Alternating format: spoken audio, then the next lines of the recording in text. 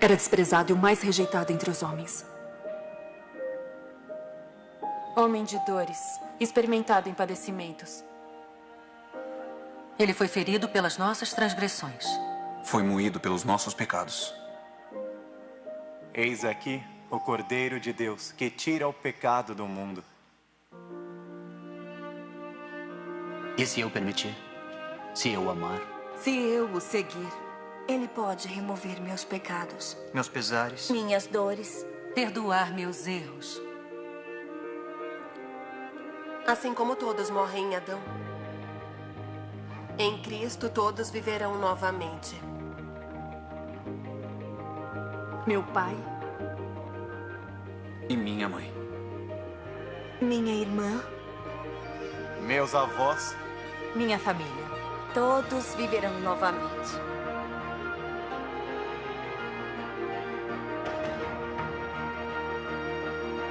Em Jesus Cristo, encontrei vida nova. eu encontrei vida nova. Em Jesus Cristo, encontrei vida nova. Aleluia. Aleluia. Aleluia. Rei dos reis. Senhor dos senhores, o melhor amigo. E Ele reinará para sempre. E ele reinará para todos sempre.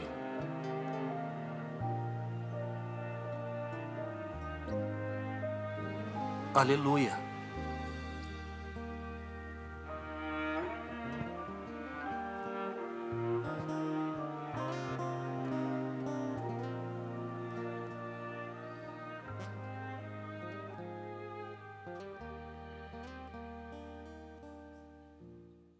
A paz e a graça é o nome de Jesus.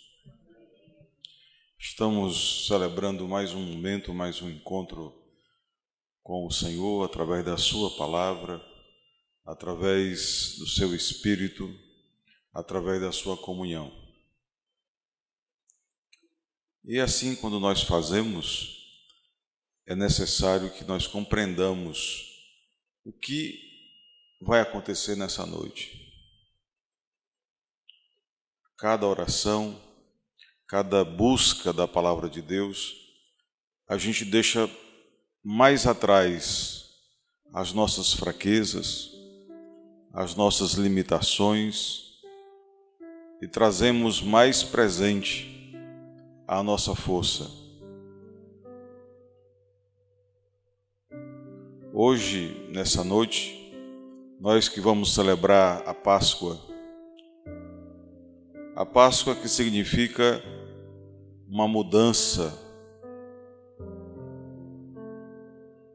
que deve ocorrer não nos outros, não na igreja em si, mas que deve ocorrer dentro de nós.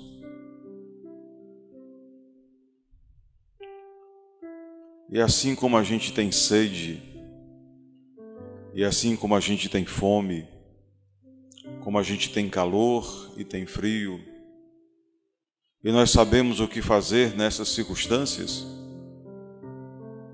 também nesta outra, Deus nos diz o que devemos fazer. O que deve ocorrer dentro de nós para que haja uma transformação. Ao sedento, Ele dá água e a sede passa. Ao faminto, Ele dá o pão e sacia a fome.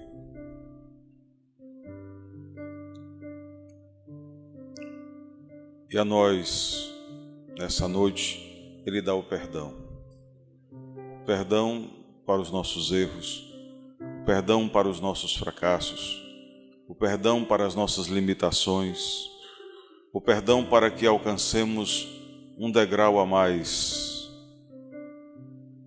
É tão venturoso o desejo de Jesus que Ele resolveu dar a sua vida para que nós entendêssemos quão importante é a nossa. Peçamos a Deus nessa noite que ao longo desse ano, que começa hoje, Todas as vezes que sofremos uma mudança, o dia da mudança é o dia que começa. Vamos acertar mais esse mês, vamos acertar mais esse semestre, vamos ajustar nossa conduta, vamos melhorar os nossos relacionamentos, vamos qualificar as nossas orações para que sejam objetivas, para que sejam orações de resultados, para que alcancemos o que viemos buscar. Naquela noite, naquela madrugada, Pedro e seus amigos jogaram as redes e não alcançaram nenhum peixe. Quando Jesus chegou e mandou jogar as redes mais a fundo, a Escritura diz que foram tantos que as redes queriam rasgar, com 153 peixes. Os peixes sempre estiveram lá, sempre estiveram onde as redes eram jogadas.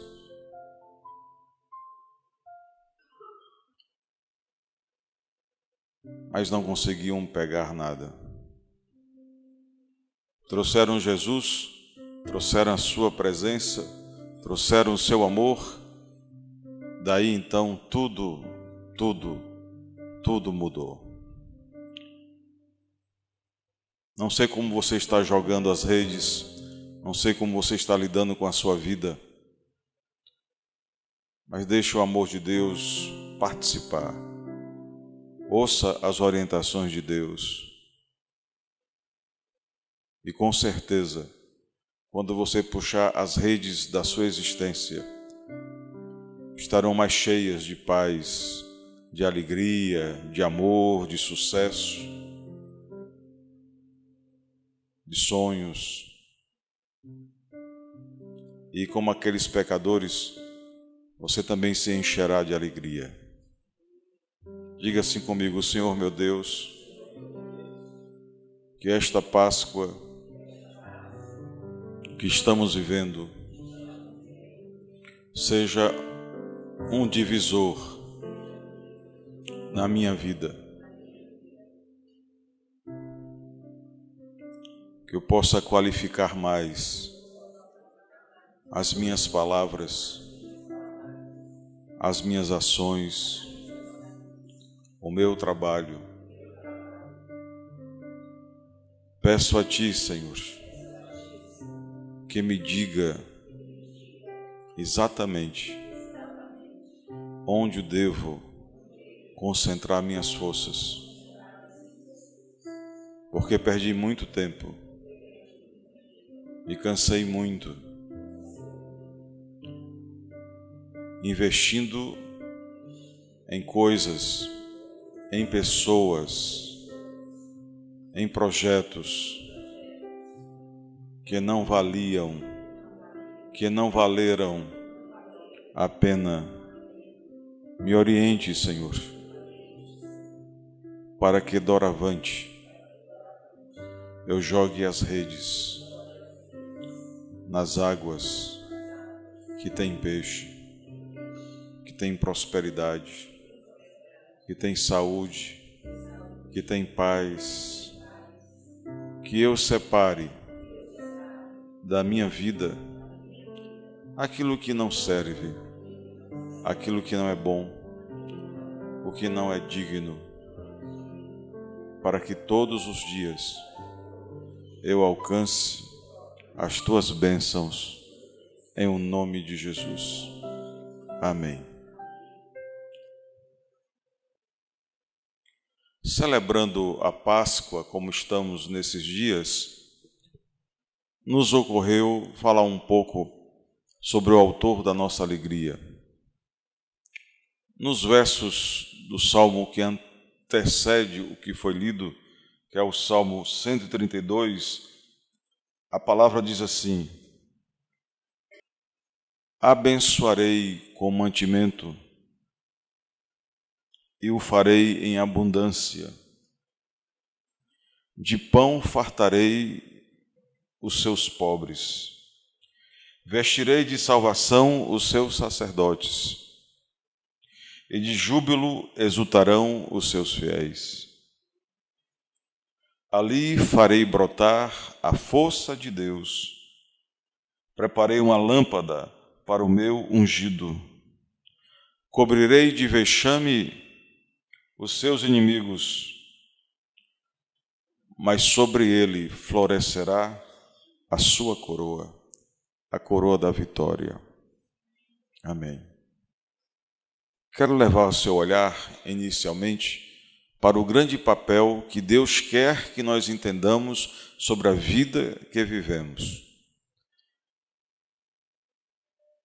E a ideia de Deus, ela está explícita, ela é pronta, ela é preparada, ela é dita, redita inúmeras vezes. O que é que Deus quer para nós? Se nós olhamos para os iniciantes, Adão e Eva, vemos que Deus colocou tudo à mercê daqueles dois. Não entenderam. Imacularam o amor com uma palavra taxativa, comum em nossos dias, que se chama egoísmo. Deus é partilha. Nada que façamos, por mais aparentemente divino que seja, pode negar esta acepção. Deus é partilha. Mas nós entendemos de outra maneira. Nós temos o complexo copérnico de achar que tudo e todos devem gravitar em torno de nós. Achamos que o mundo tem que estar em torno de nós. E Deus, pelo contrário, quer que nós estejamos no mundo, quer que nós estejamos na congregação, nós estejamos na família, como aquele que serve, como aquele que partilha, como aquele que vai ao encontro do outro. Mas a centelha do egoísmo grita nos nossos corações: e como é que eu vou viver? Como é que eu vou ter as coisas? Como é que eu vou obter os meus sonhos? A palavra de Deus diz: abençoarei esse que me obedece, com abundância o seu mantimento, e de pão o fartarei. Darei vitória sobre os seus inimigos, nada lhe faltará. Essa é a certeza que deve permear a vida do crente. Nem olhos viram, nem ouvidos ouviram o que Deus preparou para aqueles que o amam, aqueles que o obedecem, aqueles que querem de Deus uma grande bênção. Nos ocupemos, pois, em entender Jesus e entender a palavra de Deus. O que foi que Deus quis passar para nós? Volvemos os nossos olhos ainda para o princípio de Gênesis, quando nos deparamos com Noé. O que foi que Deus fez para Noé? Não só o tirou de uma sociedade permissiva, virulenta, sanguinária, mas o levou para um lugar de paz, onde pudesse começar tudo de novo. Nós que estamos aqui no Brasil, meio na praia, na maré, daquilo que os nossos ancestrais fizeram e lutaram por nós, em nos entregar pelo menos uma sociedade que sabe que Deus existe, nós não entendemos exatamente a impactação da palavra de Deus. Semana passada, em Bruxelas, um grupo religioso, através de um homem-bomba, fulminou a vida de uma centena de pessoas.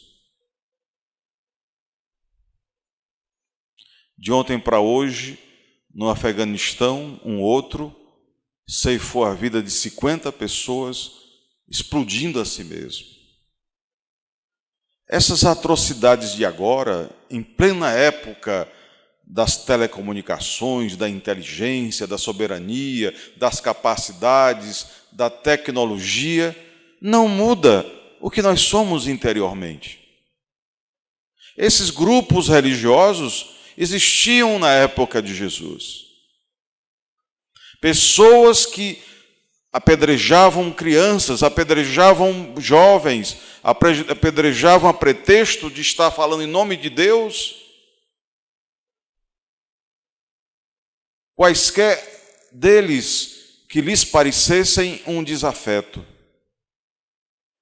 Ninguém pode mensurar a importância de Jesus.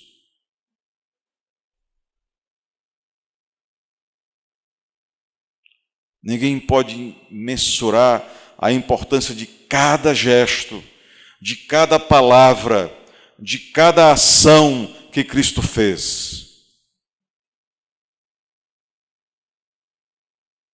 Eu vim para dar vida e vida em abundância. Por isso só, já enterra toda essa abjeção à existência, toda essa e qualquer dessa possibilidade de nós entendermos que Deus quer destruir a humanidade.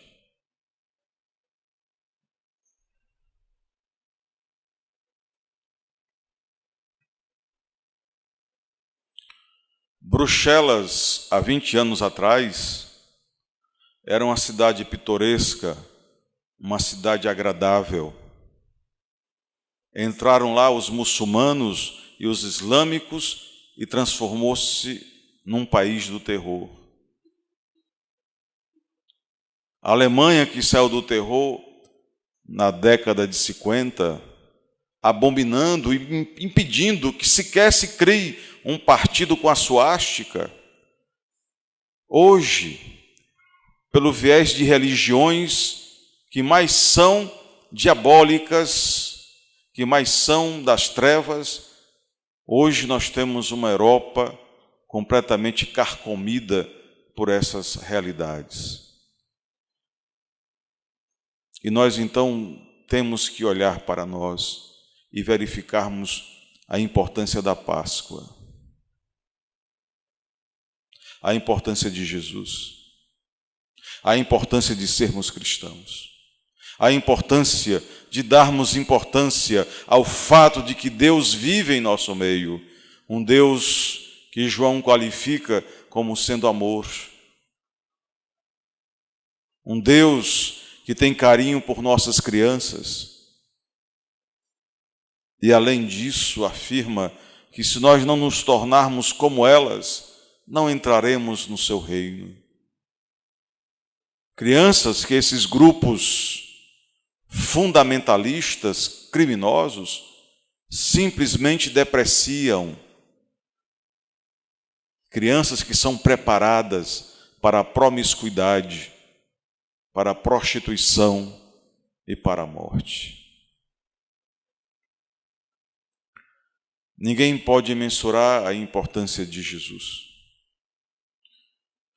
Esses grupos fanáticos têm escrito nas paredes dos países onde adentram o ódio que eles têm a Jesus Cristo.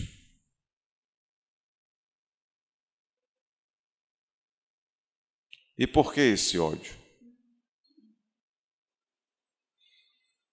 Se hoje nós temos uma igreja, uma sinagoga preenchida com jovens, com meninas, com moças, com rapazes e com homens, e nos parece algo normal, agradeça a Jesus. Mulheres não entrariam na casa de oração. Mulheres não teriam a palavra de Deus em seus colos. Meninas não falavam se seu pai não lhes permitisse. E depois do seu pai, seus maridos.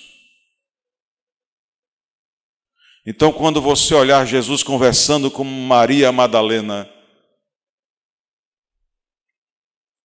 que mais do que uma mulher, uma prostituta, Jesus dignificou a mulher e a resgatou.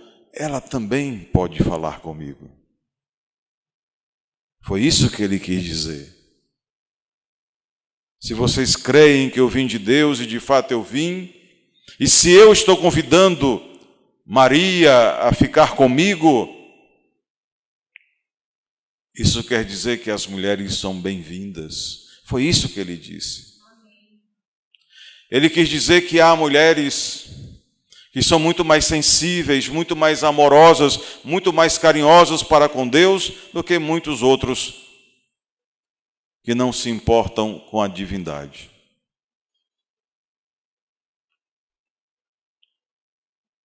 Quando Jesus aproxima-se de um doente, de um enfermo, cabal ou não, ele está dizendo: ei, meu amigo, não fui eu que castiguei você, não. Eu vim aqui foi para curar você. Jesus foi o antagonismo do seu tempo e o é do nosso. Nós sabemos do poder de Jesus Cristo. Nós sabemos o que ele podia fazer se assim ele quisesse. Hoje, pela manhã, divagava sobre as ações de Jesus Cristo, do seu nascimento à sua ressurreição. Nasceu nas condições mais impróprias, mais inadequadas, para dizer que aquele que conta com Deus não precisa de mãos humanas. Teve uma infância exuberante, ao ponto que aos 12 anos já estava a discutir coisas seríssimas com os rabinos, com os mestres, com os doutores. E a Bíblia dizia: ele crescia em estatura e graça. Desafio a igreja a querer crescer em estatura e graça também. Não só em tamanho, não só em bens, mas em graça. A graça que transforma, a graça que é santificante, a graça que opera, a graça que revela Deus em nós. Jesus se manifesta para dizer: eu posso, para você que está aqui hoje, multiplicar o seu pão. O diabo diante de Jesus, ameaçador, irônico, sarcástico como ele só é, dizia sobre o jejum do Cristo: se tu és Deus, transforma estas pedras em pão. Nem só de pão vive o homem, mas de toda a palavra de Deus. E foi somente depois da palavra de Deus que ele transformou a pedra em pão. Mas não para apresentar para o inimigo de nossas almas, mas para os famintos, para nós. Para que criássemos que ele de fato é o Senhor, é o Messias. As tempestades, não recitou o Salmo 46, verso 10, aplicou-o: aquietem-se. Quem é esse que tem o poder de acalmar as tempestades, de determinar os tempos? Foi assim que ele foi fazendo, curando uns, libertando do mal outros, ressuscitando outros e aplicando a si mesmo a ressurreição. Jesus quis mostrar para nós que, sem ser, na aparência, senhor de ninguém, era o rei de todos.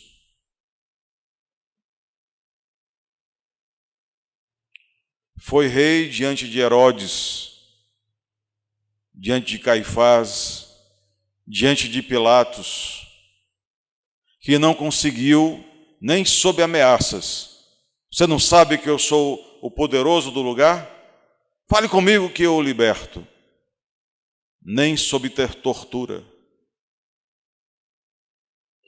Não conseguiu tirar do mestre um único gemido, a mostrar quem era o rei ali.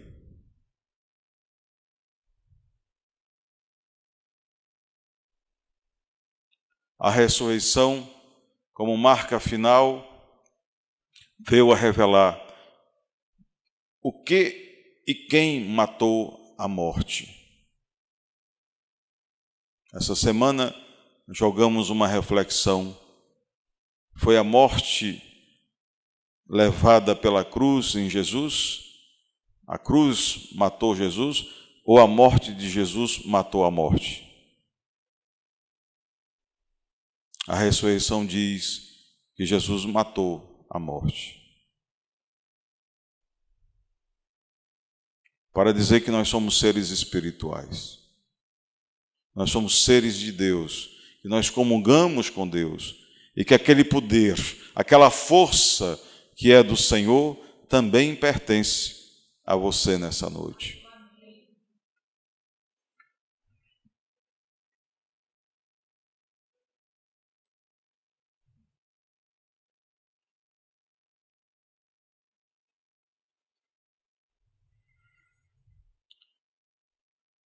Quero homenagear Jesus Cristo com uma mensagem muito importante que ele deixou nas Escrituras e que hoje eu quero deixar para você, para que você entenda. O exato momento, o perfeito momento que a morte de cruz de Jesus podia ter sido evitada.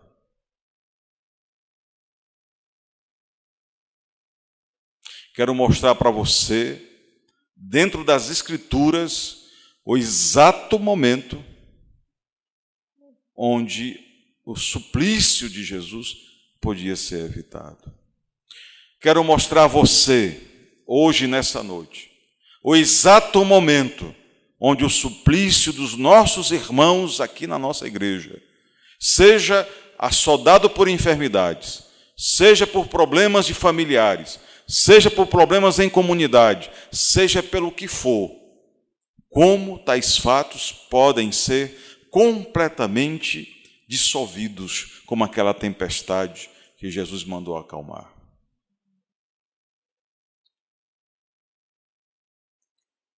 Entendo que Jesus merece essa compreensão e esse convencimento. Entendo que Jesus merece que nós abracemos a verdadeira Páscoa. Se teus ouvidos estiverem bem abertos, se a tua alma inclinada para ser uma pessoa vencedora, irás entender justo o que a palavra tem a te dizer nessa noite. Não vou aqui buscar trechos da pós-ressurreição. Não vou aqui buscar trechos de falsas e de falsetes, de contextos de alegria. Mas eu desejei, busquei, Deus me deu um texto e um entendimento para que mortes como a do Cristo, para que sofrimentos como a do nosso Senhor, para que as dores que somos obrigados a suportar sejam eliminadas da nossa existência. O trecho ao qual me refiro está no Evangelho de Marcos, capítulo 14, versículos 32 e seguintes. A palavra diz assim: Então foram a um lugar chamado Getsêmani. Ali chegados, disse Jesus a seus discípulos: Assentai-vos aqui, enquanto eu vou orar. E levando consigo a Pedro, Tiago e João, começou a sentir-se tomado de pavor e de angústia. E lhes disse: A minha alma está profundamente triste até a morte. Ficai aqui e vigiai. E adiantando-se um pouco, prostou-se em terra e orava para que, se possível, lhe fosse poupada aquela hora. E dizia: Abba, Pai, tudo te é possível. Passa de mim este cálice, contudo, não seja o que eu quero, e sim o que tu queres. Voltando, achou-os dormindo e disse a Pedro: Simão, tu dormes? Não pudestes vigiar nem uma hora? Vigiai e orai, para que não entreis em tentação. O espírito, na verdade, está pronto, mas a carne é fraca. Vigiai e orai, para que não entreis em tentação. O espírito, na verdade, está pronto, mas a carne é fraca. Retirando-se de novo, orou repetindo as mesmas palavras: Abba, Pai, tudo te é possível. Passa de mim este cálice. Contudo, não seja o que eu quero, e sim o que tu queres. Voltando, achou-os outra vez dormindo, porque os seus olhos estavam pesados e não sabiam o que lhe responder.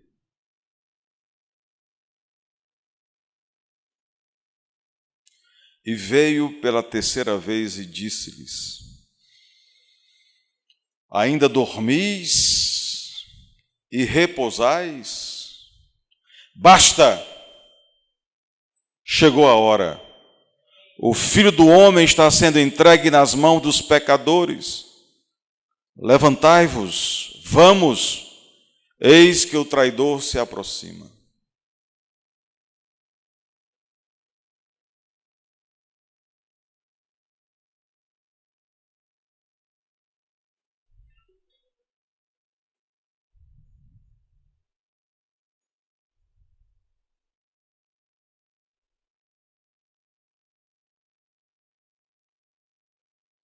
Sabe o que é? Se a gente prestasse mais atenção na palavra, se a gente se dedicasse mais à palavra de Deus, se a gente ouvisse, se a gente orasse mais, talvez 50 pessoas no Afeganistão não estivessem mortas agora. Se nós orássemos um pouco mais, se nós estivéssemos vindo à vigília, orando e vigiando, talvez 120 pessoas em Bruxelas não tivessem morrido. Se nós estivéssemos orando e vigiando, talvez nenhuma criança nessa noite no Brasil dormisse com fome. Talvez se nós estivéssemos vigiando e orando, pelo menos a nossa postura, nossas famílias estariam todas salvas.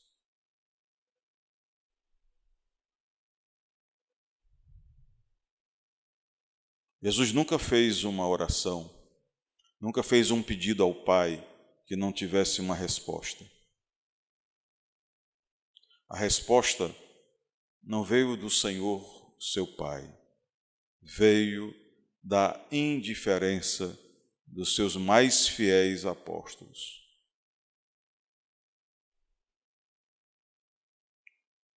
Se Jesus tivesse na primeira hora encontrado os seus amigos orando com ele, guerreando, transformando,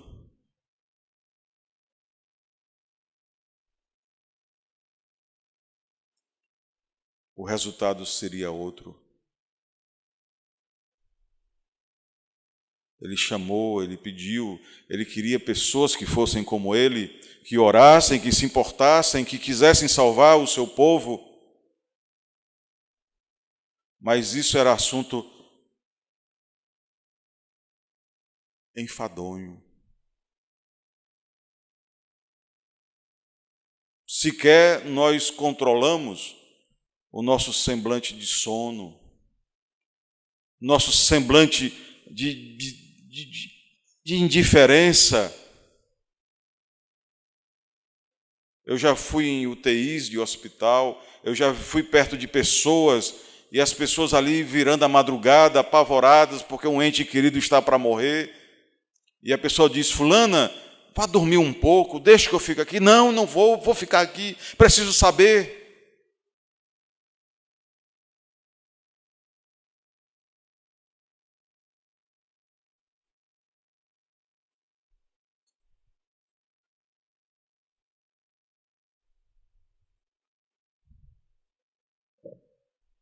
Jesus, ele não precisava passar pelo que ele passou se ele tivesse encontrado a igreja orante e dizendo: Senhor, já entendemos, vamos fazer calar esses algozes, vamos clamar a Deus.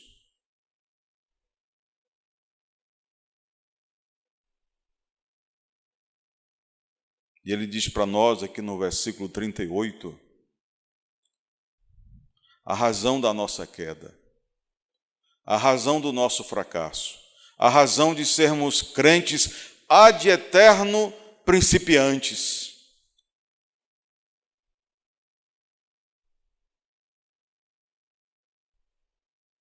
Por que a palavra de Deus sempre nos é algo novo? Não estou entendendo. Dons espirituais ainda para nós é um ato de mágica que extrapola, que excede, extemporâneo a qualquer pessoa.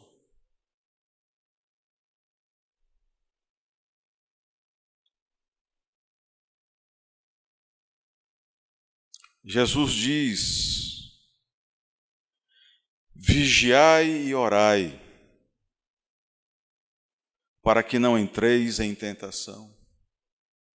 Sabe o que as pessoas fazem quando Cristo diz isso? Vira de lado e dorme. Porque Jesus vai cuidar de mim. Ele cuida de mim, tem a canção. Sim, Jesus cuida de você, mas os cuidados de Jesus não vão impedir suas escolhas. Todo o cuidado de Jesus, todo o zelo de Jesus. Jesus amou Judas, Jesus lavou-lhe os pés, beijou-lhe os pés, o chamou para fazer parte do reino, deu-lhe poder e autoridade. Mas Judas não tinha ouvidos para Jesus.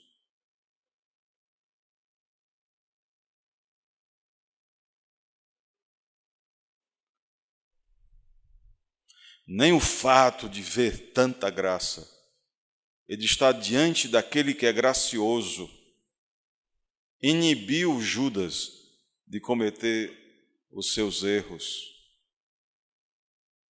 Não vou aqui castigar o Judas mais do que é castigado, mas eu devo dizer, todos os apóstolos que sequer puderam, ante a dor de Jesus, onde o Evangelho narra que suou sangue, uma energia extremamente de sofrimento, pedindo alento àqueles a quem ele alentara todo o tempo, e as pessoas simplesmente viraram de lado.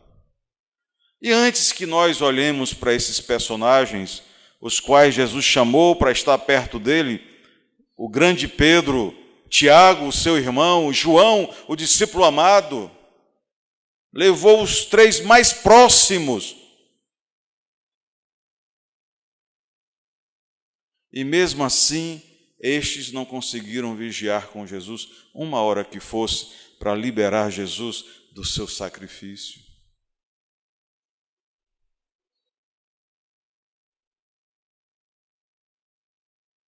Nós temos que liberar Jesus do seu sacrifício. Nós temos que liberar a humanidade, nos importar com a humanidade que sofre.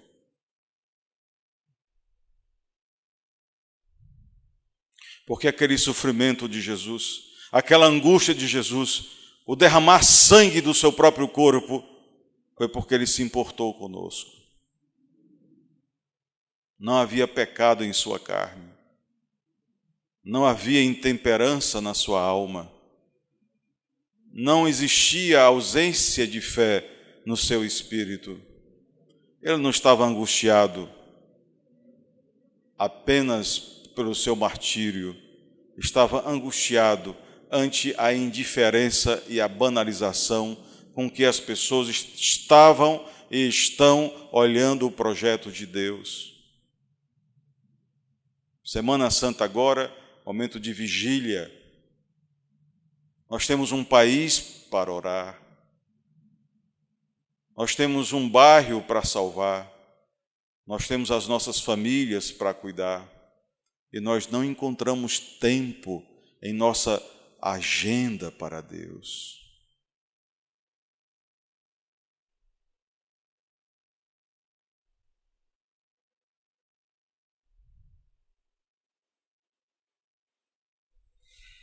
Todo o fracasso de um país, todo o fracasso de uma sociedade, todo o fracasso de uma família está, pela nossa fé, na ausência de oração e de vigília.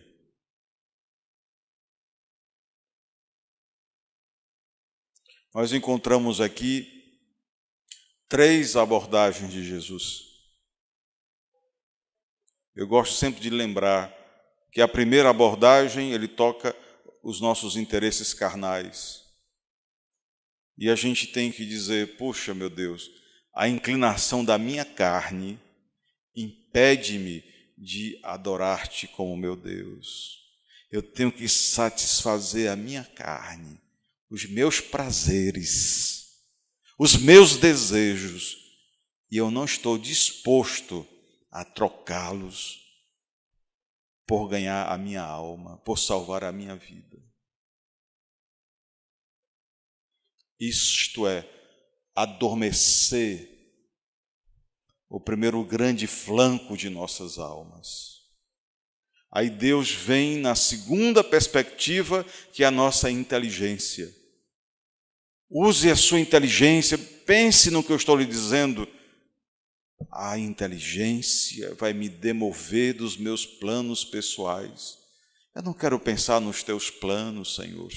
Eu quero pensar nos meus planos. Interessa que o resultado seja meu. Tu tens uma missão, que é uma vigília, estás com sono, toma um banho com água gelada.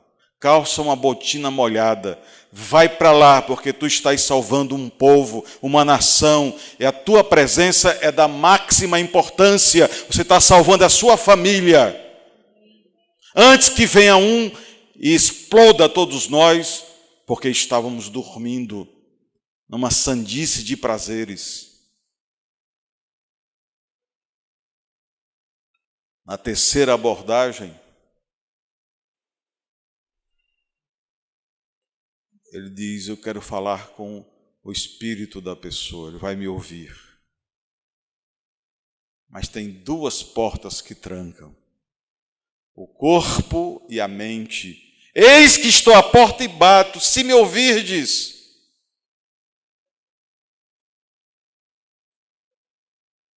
Como ouviremos se blindamos essas portas para a voz de Jesus? Então vem dele o brado, vem dele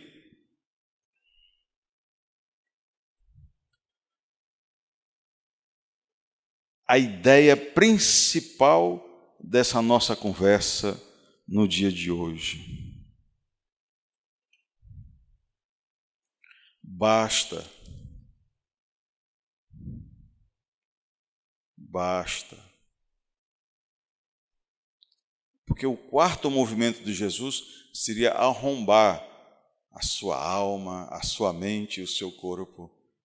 E ele disse, e quem faz isso é o inimigo, ele não faz. O que vem para roubar, matar e destruir é outro.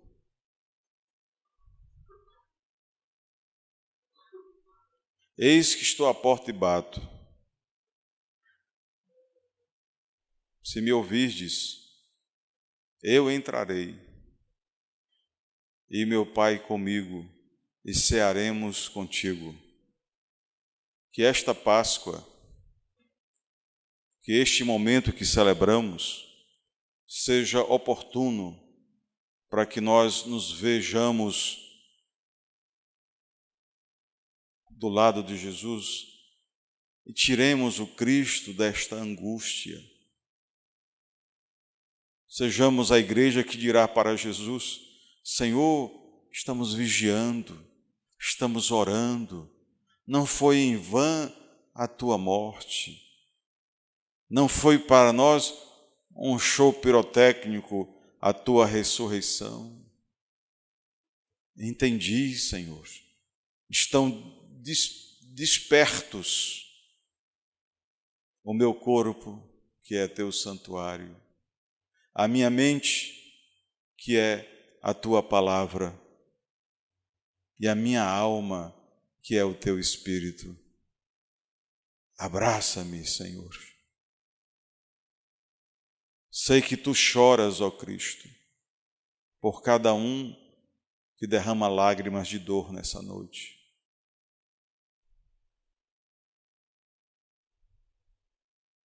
Por cada um que viu os seus parentes aqui no Brasil e fora do Brasil serem sugados pela vil morte. E o Senhor diz que esse mal tem cura. Esse mal tem cura. Esse mal tem cura, irmãos. Nossa vigilância e a nossa oração.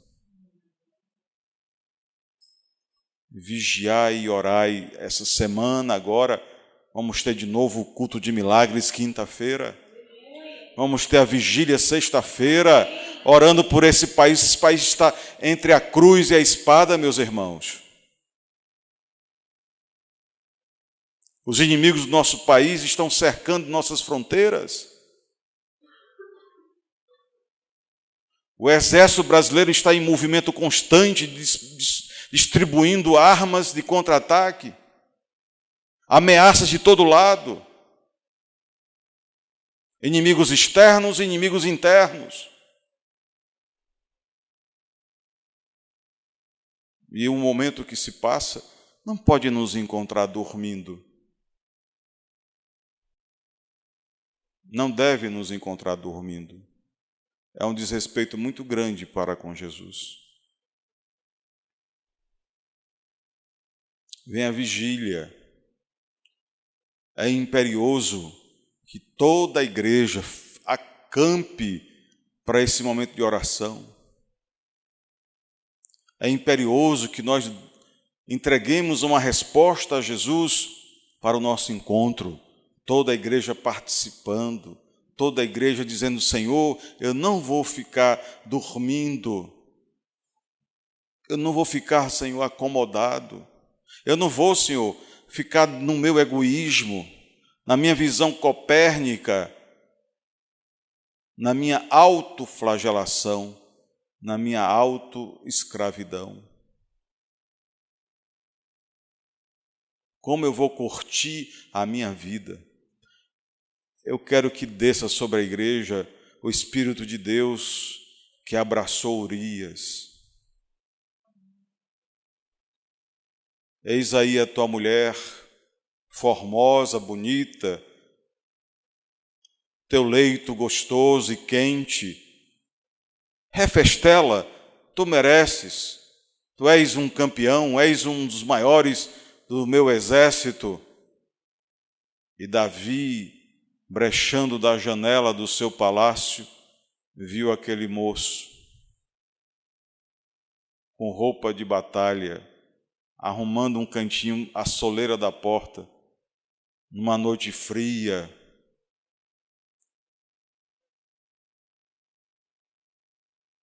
E não buscou os braços quentes da sua amada. Davi não entendeu, já estava cego. Pagou um preço muito caro para ver seus olhos se abrirem. estava cego. Chamou Urias. Urias, não entendi, eu soube que essa noite você dormiu fora de casa e não esteve lá com a sua esposa, ela que é uma mulher tão bonita. Eu ouvi dizer, meu Senhor, como eu poderia estar no aconchego do meu lar? Como eu poderia estar debaixo de lençóis quentes? Como eu poderia estar no gozo com a minha esposa, sabendo que meus companheiros, que meus irmãos estão lá na batalha? É uma ordem, não posso fazer.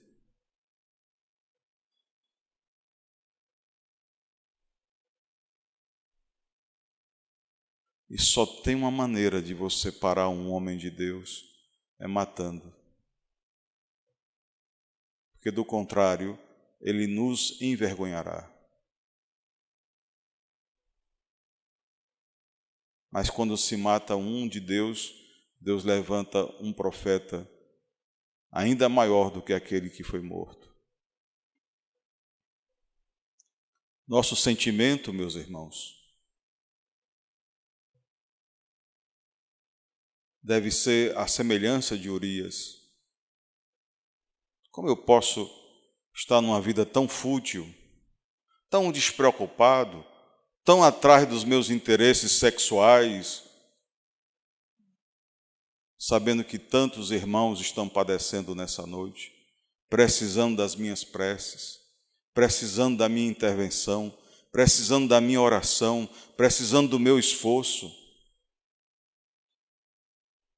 Que o Espírito Santo, que é o mesmo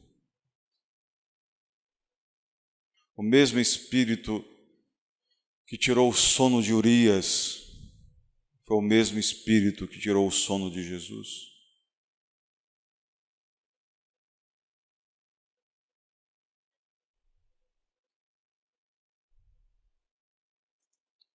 E a raiz de todo o pecado está na fragilidade das nossas orações e vigilâncias. Roga a Deus que agora nesse encontro que vamos fazer, domingo que vem, a gente dê o nosso melhor. Roga a Deus para que cada um de nós esteja à frente, pregando, falando, se expondo por amor a Deus.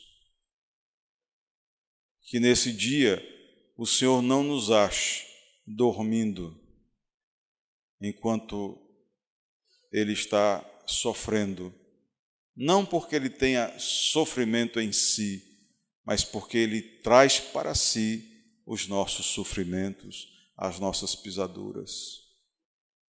É momento de não levarmos para Deus tanta angústia provocada pelas nossas ações.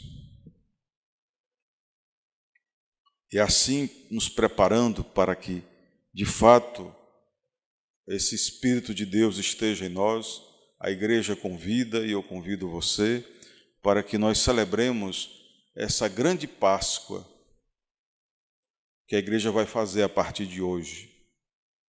Ser uma igreja mais vigilante, mais orante, uma igreja que não se rende, mas que busca o poder de Deus e nesse poder estriba a sua vida em nome de Jesus.